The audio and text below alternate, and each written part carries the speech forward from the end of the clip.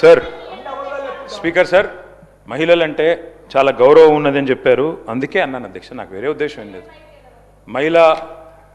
మహిళా సాధికారత మీద చాలా అద్భుతంగా చెప్పారు, మహిళలంటే గౌరవం గురించి చెప్పారు. అందుకే అడిగాను, ఒక మహిళా మంత్రి గారింటి మీదకి ఎందుకు పంపించారు ముఖ్యమంత్రి గారు పోలీసు వాళ్ళని అడిగాను. తప్పే ఉంది అందులో, నేను చెప్పడం కాదు కదా. గౌరవం ఉందంటే అడిగాను.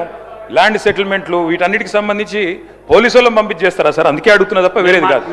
అధ్యక్ష, ఈరోజు అధ్యక్ష నేను అనేది ఒకటే అధ్యక్ష, 1 కోటి మందిని కోటీశ్వరులు చేస్తామని చెప్పిన ప్రభుత్వానికి నేను కోరుతా ఉన్నా అధ్యక్ష. రేపు బడ్జెట్ పెట్టబోతా ఉన్నారు భట్టి గారు, దయచేసి 2500 పెట్టే మహాలక్ష్మి కార్యక్రమం వెంటనే ప్రవేశపెట్టండి అని చేతులు జోడించి రాష్ట్రంలోని మహిళలందరి తరపున మిమ్మల్ని వేడుకుంటా ఉన్నాం.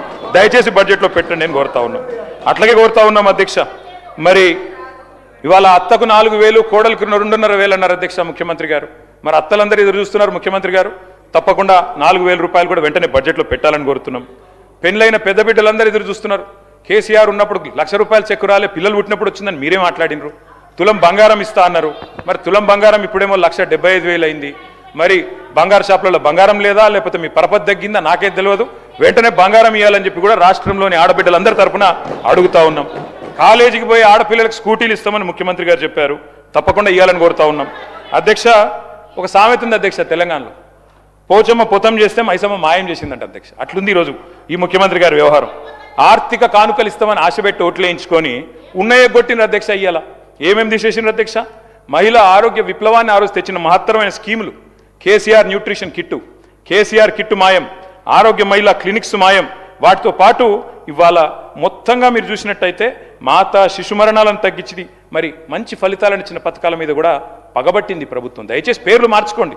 కేసీఆర్ కిట్ ఇష్టం లేకపోతే రాహుల్ గాంధీ కిట్ అని పెట్టుకోండి, కానీ వెంటనే ప్రారంభించండి, దయచేసి ఇవ్వండి. రాష్ట్రంలోని మహిళల తరపున అడుగుతా ఉన్నాం అధ్యక్ష. ఇవాళ వీళ్ళ మాటలు వింటే విచిత్రంగా ఉంది అధ్యక్ష.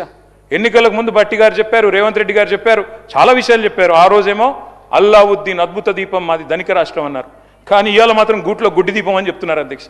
అందుకే అంటా ఉన్నా అధ్యక్ష, మరి కమిట్మెంటు విశ్వసనీయత అన్నప్పుడు ఇవన్నీ తప్పకుండా అడుగుతారు అధ్యక్ష. ఇంకొక మాట అధ్యక్ష, ఈ ప్రభుత్వం పదే పదే పదే పదే చెప్తున్న ఒక పచ్చి అబద్ధం అధ్యక్ష, సత్యదూరమైన మాట.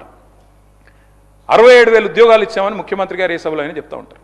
నేను అడుగుతా ఉన్న ముఖ్యమంత్రి గారు, నా దగ్గర మీరు ఇచ్చిన నోటిఫికేషన్ లిస్ట్ కూడా మొత్తం ఉంది, కావాలంటే చదివినిపిమంటే వినిపిస్తాను. మీ ప్రభుత్వం వచ్చినాక ఇచ్చిన నోటిఫికేషన్లు మొత్తం కూడితే ముఖ్యమంత్రి గారు, మీ ప్రభుత్వం వచ్చిన తర్వాత ఇచ్చిన మొత్తం నోటిఫికేషన్లు మొత్తం కూడితే మీరు ఇచ్చింది కేవలం 11,921 ఉద్యోగాలు మాత్రమే. మిగతా నోటిఫికేషన్లు అన్నీ కేసీఆర్ గవర్నమెంట్లో ఇస్తే మీరు ఇవాళ నియామక పత్రాలు ఇచ్చి మేమిచ్చినామని చెప్పుకుంటే, ఇక మందికి పుట్టిన బిడ్డలు మా బిడ్డలు అని చెప్పుకుంటే మేము చేయగలిగింది ఏం లేదు. కానీ వాస్తవాలుగానే ఉంటాయి. రాష్ట్రంలో నిరుద్యోగులు చూస్తూ ఉన్నారు అధ్యక్ష. రాహుల్ గాంధీ గారు వచ్చారు అధ్యక్ష, పెద్దలు జాతీయ ప్రతిపక్ష నాయకులు, వారంటే మాకు కూడా గౌరవం ఉంది. వారు అశోక్ నగర్కి వచ్చారు. మొదటి సంవత్సరంలో 2 లక్షల ఉద్యోగాలు ఇస్తామని చెప్పారు. వాళ్ళ అశోక్ నగర్లో చిక్కడపల్లిలో ఎదురు చూస్తూ ఉన్నారు, ఎప్పుడు వస్తాయి ఉద్యోగాలు అని చెప్పి. 2 లక్షల ఉద్యోగాల విషయంలో, నిరుద్యోగ భృతి అని 4,000 రూపాయలు అని చెప్పిన విషయంలో 2 ఏళ్లు గడిచిపోయినాయి, 3వ ఏడాదిలో అడుగు పెట్టబోతా ఉన్నాం. ఎప్పుడు చేస్తారు? దయచేసి ప్రభుత్వం చెప్పాలని చెప్పి నేను కోరుతా ఉన్నా. అసెంబ్లీ సాక్షిగా పెట్టారు అధ్యక్ష జాబ్ క్యాలెండర్ అని, ఓ ఉత్తుతి క్యాలెండర్ ప్రకటించారు. ఇంతవరకు మీరు చెప్పిన క్యాలెండర్లోని హామీలు కూడా మీరు నిలుపుకోలేదు అధ్యక్ష. ఇంకా విచిత్రం ఏంటంటే ముఖ్యమంత్రి గారు చెప్తున్నారు అధ్యక్ష, వేరే రాష్ట్రాల్లోనేమో ఉద్యోగాలు వేయాలని ధర్నాలు జరుగుతాయి, ఇక్కడ మాత్రం ఉద్యోగాలు ఆపుమని ధర్నాలు చేస్తున్నారని చెప్తున్నారు అధ్యక్ష. మరి దిల్సుఖ్ నగర్లో ధర్నా చేసేటోళ్ళు, చిక్కడపల్లిలో ధర్నా చేసేటోళ్ళు, ఈ రకంగా వ్యవహారం ఏదైతే ఉన్నదో అధ్యక్ష అందరూ అన్ని గమనిస్తూ ఉన్నారు.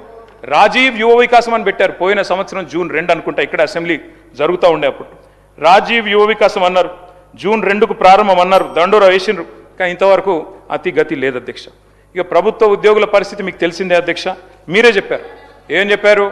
6 నెలల్లో పీఆర్సీ వేస్తామన్నారు, 6 నెలల్లోనే. కానీ ఇంతవరకు 5 డిఏలు బాకీ ఉన్నారు, ఇంతవరకు అవి కూడా ఇవ్వట్లేదు. పీఆర్సీ అయితే 25 నెలలు అయిపోయింది, పత్తా లేదు. ఇక అడిగితేనేమో మన ముఖ్యమంత్రి గారు గొప్ప మాట అన్నారు అధ్యక్ష, అధిష్టానానికి 1000 కోట్లు ఇచ్చే సత్తా ఉందన్నారు. మరి 1000 కోట్లు అధిష్టానానికి ఇచ్చే సత్తా ఉన్న గౌరవ ముఖ్యమంత్రి గారు పాపం నిరుద్యోగులకు 4,000 సబ్జెక్టు కేటీఆర్ గారు సబ్జెక్టు మాట్లాడండి, కంక్లూడ్ చేయండి.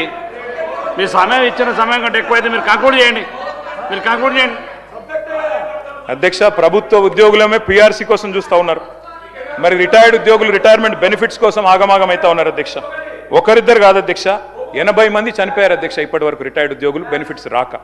నేను ఒక 4 ఎగ్జాంపుల్ చెప్తాను అధ్యక్ష. కేసముద్రం మండలంలో పెనుగొండ గ్రామం అధ్యక్ష పెద్దలు మరి వారి పేరు నాకు కొద్దిగా వయసు వచ్చింది అధ్యక్ష, చత్వారం వచ్చింది, అద్దాలు పెట్టుకోవాలి అధ్యక్ష.